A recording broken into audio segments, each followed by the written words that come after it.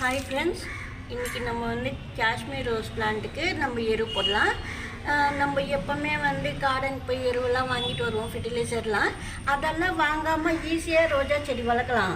ஏன்னா ஏற்கனவே நான் ரோஜா செடியெல்லாம் காமிச்சிருக்கேன் எப்படி போடணும் அது போலலாம்.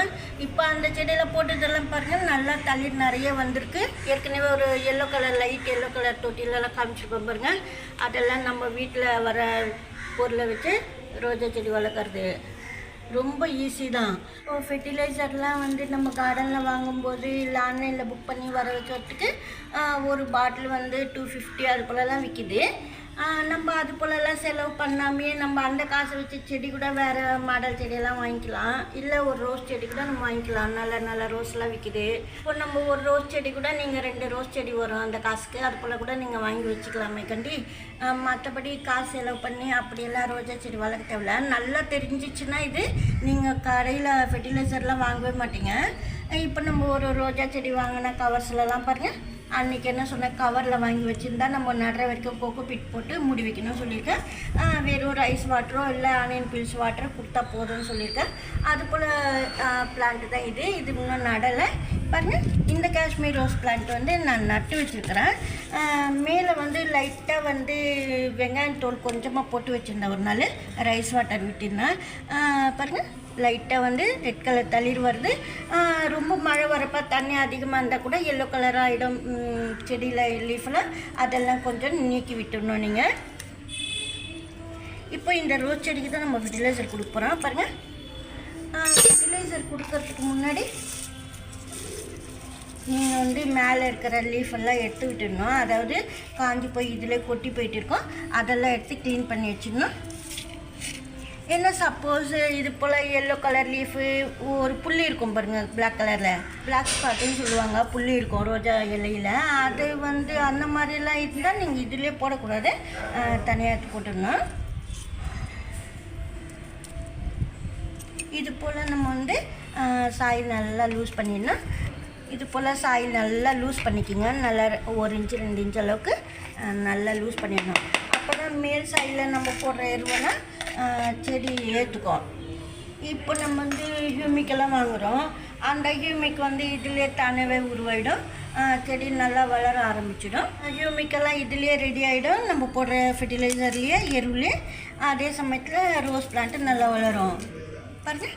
இது வந்து நான் கொஞ்சம் போல் வந்து வெங்காயம் தோல் போடுறேன்.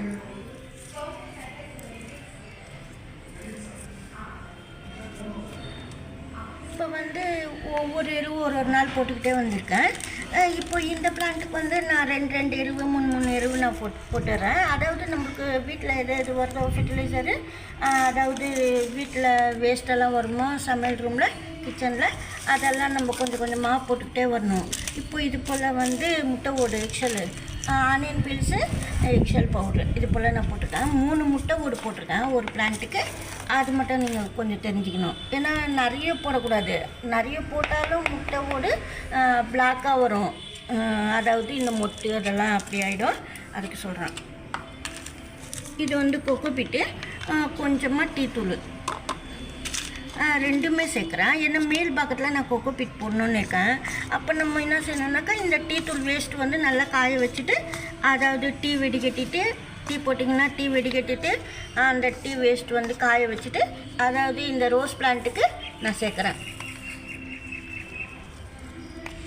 நீங்கள் வந்து கொக்கோ பிட்டு மேலே எப்படி போட்டாகணும், நம்ம மண்ணில் நட்டிருந்தால் கூட மேல் வந்து கொக்கோ பிட் போட்டுக்கணும். அப்போ நீங்கள் டீ தூளோடு போட்டிங்கன்னா கொஞ்சம் மேலே சில்னஸ் இருக்கிறதுக்காக நம்ம போட்டால் போல் இருக்கும் வெயிலுக்கு. சப்போஸ் ரொம்ப வெயில் அடித்தா கூட செடிக்கு எந்த பாதிப்பும் இல்லை. ரோஸ் பிளான்ட்டு கூட நல்லா ஃப்ரெஷ்ஷாக இருக்கும் பாருங்கள். எவ்வளோ நல்லா ரெட் கலர் தளிர் வந்திருக்குன்னு சொல்லிட்டு நான் வந்து ரைஸ் வாட்டரு வெங்காயம் தோல் தண்ணி இந்த கவர்லேயே ஊற்றினேன். இன்னும் நடுவில் அந்த பிளான்ட்டு பாருங்கள். இது வந்து கடலை மாவு தண்ணி. நீங்கள் வந்து கடலைப்பருப்பு வந்து வடக்கி அது போலலாம் ஊற வச்சிங்கன்னா அந்த க்ளீன் பண்ண தண்ணி வந்து கடலைப்பருப்பு நம்ம க்ளீன் பண்ணுவோம், அந்த தண்ணி வந்து ரோஸ் பிளான்ட்டுக்கு நீங்கள் யூஸ் பண்ணணும். ஒரு செடிக்கு நான் சொல்கிறேன். கடலைப்பருப்பு வந்து நம்ம ஊறின உடனே க்ளீன் பண்ணுவோம். அந்த வாட்ரு வந்து 1/4 கிளாஸ் எடுத்துக்கிட்டு 1 கிளாஸ் வாட்டர் சேர்க்கணும், ப்ளெயின் வாட்டர் சொல்கிறேன் நான். அது போல் கலந்துட்டு இந்த பிளான்ட்டுக்கு ஊற்றணும். நம்மளுக்கு எப்போல்லாம் வருதோ அப்போ வந்து இது போல் நீங்கள் வந்து இந்த ஃபெர்டிலைசர்லாம் கொடுத்துட்டீங்க. இந்த தண்ணி நீங்கள் எப்போ கிடைக்குதோ அப்போ யூஸ் பண்ணிக்கலாம். ஆனால் புதுசாக நீங்கள் வந்து இந்த தண்ணி யூஸ் பண்ணாமல் கொஞ்சம் தயிர் சேர்த்துட்டு நீங்கள் ஊற்றணும். நான் வந்து இந்த செடிக்கு வந்து இது வந்து 1 நாள் தான் ஆகுது. இன்னும் 1 நாள் வச்சுருந்து அதாவது ஃபர்மெண்ட் பண்ணிவிட்டு 2 நாள் கழித்து நான் 3ஆவது நாள் ஊற்றிடுவேன் இந்த பிளான்ட்டுக்கு. அது நான் சொல்கிறேன். அப்புறமா எப்படி நான் கொடுக்குறேன்னு இந்த பிளான்ட்டுக்கு இந்த கடலை மாவு தண்ணி நான் சொல்கிறேன். ஏன்னா ஒவ்வொரு செடியும் வச்சு சொல்லின்னு இருக்கேன் என்னென்ன போட்டுக்கோன்னு சொல்லிட்டு. பாருங்கள், ரெயின்லியில் எவ்வளோ அழகாக பூத்துருக்கு. மழை வந்தது உடனே வருது பாருங்கள். மொட்டு நிறைய மழை வந்தவுடனே நிறைய மொட்டு வரும். நீங்கள் இது ஒரு கிழங்கு கிடச்சா கூட நம்ம வச்சோம்னா நிறைய கிழங்குங்களாம் உருவாயிட்டு இந்த தொட்டிக்குள்ளே நிறைய பூ பூக்கும். இப்போது மழை வந்ததுனால இந்த காஷ்மீர் ரோஸ் சீக்கிரமாக பூத்துச்சு பாருங்கள். மழை வராமல் அப்படியே வெயில் இருந்ததுன்னா இன்னும் ஒரு 2 days 3 days வரைக்கும் அந்த மொட்டு பெருசாகும். சீக்கிரமாக பூக்காது. மழை வந்தால் சீக்கிரமாக பூத்துரும். அதெல்லாம் கூட நம்ம தெரிஞ்சுக்கணும். ஏன்னா சின்ன பூவாக பூத்திருக்குது, சரியாக ஃபெர்டிலைசர் கொடுக்கலையோ அப்படின்னு நினைக்கக்கூடாது. அதுவும் உண்டு. ஒயிட் ரோஸ் பாருங்கள், நேற்று காமிச்சனே பாதி விரிஞ்சிது, ஃபுல்லாக விரிஞ்சிச்சு. இப்போ ஃப்ளவரு சூப்பராக இருக்குது பாருங்கள். ஆனால் பூ பூத்த உடனே ஒரு 2 daysக்கெல்லாம் நீங்கள் கட் பண்ணிடணும். அதில் வச்சா அடுத்த தள்ளி முட்டைலாம் வரணும் இல்லையா, அதுக்காக சொல்கிறேன் நான். அதுவும் நம்ம ரோஜா செடிக்கு பராமரிக்கணும். இப்போ வந்து இது போல் நம்ம முட்டை ஓடி வெங்காயத்தூள் போட்டிருக்கோம். கொஞ்சம் பாருங்கள், இது நான் சொல்ல மாட்டேன்ட்டேன். வேப்பலை வந்து நீங்கள் போட்டுக்கணும். மண்ணுக்குள்ளே கலந்து வைக்கலன்னா மேல் பாகத்தில் இது போல் ஃபெர்டிலைசர் கூடவே நீங்கள் போட்டுவிடுங்க. போட்டுட்டு மேலே கோகோபீட் மூடி வச்சிடணும் ஒரு பிடி அளவுக்கு. நம்ம போடுறப்பெல்லாம் கொஞ்சம் போல் நீங்கள் கோகோபீட் போட்டிங்கன்னா ரொம்ப செடி நல்லாயிருக்கும். நம்ம இப்போ போட்டிருக்கிறோம் கோகோபீட்லாம் இது மேலேயே, அதனால திருப்பி போடக்கூடாது. இது போல் போட்டுட்டு இப்போ மழை வந்தது, பாட்டுக்குள்ளே தண்ணி இருக்கும். அதனால வந்து நம்ம இது போலலாம் எருவு போட்டால் இது மண் தான் இருக்குது, ரொம்ப கோகோபீட்லாம் இல்லை. அதனால வந்து தண்ணி வந்து நம்ம சும்மா அப்படியே தெளித்து விடணும். அதாவது ரொம்ப பாட்டுக்குள்ளே தண்ணி ஊற்றாமல் தெளிக்கணும். அது மட்டும் நம்ம தெரிஞ்சுக்கணும். ஏன்னா ஃபெர்டிலைசர் எப்போல்லாம் எப்படி கொடுக்கணும், மழை வந்தப்போ எப்படி கொடுக்கணும், மழை வராதப்போ எப்படி கொடுக்கணுன்ட்டு வீடியோவில் அப்பப்போ சொல்லின்னு இருப்பேன் நான். இப்போ இது வந்து நம்ம ஒரு 2 days கழித்து வேறு பொருள் சேர்த்து நான் கொடுப்பேன், அப்போ வீடியோ பண்ணுறேன். ஏன்னா இன்றைக்கி நேற்று ஊற்றி வச்சேன், இன்றைக்கி 1 நாள் முடிஞ்சிச்சு, நாளைக்கு கொடுக்க போகிறேன். மணல் கவுமேனூர் இந்த 3மே கலந்து நட்டுட்டிருப்பீங்க. இல்லைன்னா கம்போஸ்ட், கவுமேனூர் இல்லைன்னா கம்போஸ்ட் போட்டிருப்பீங்க.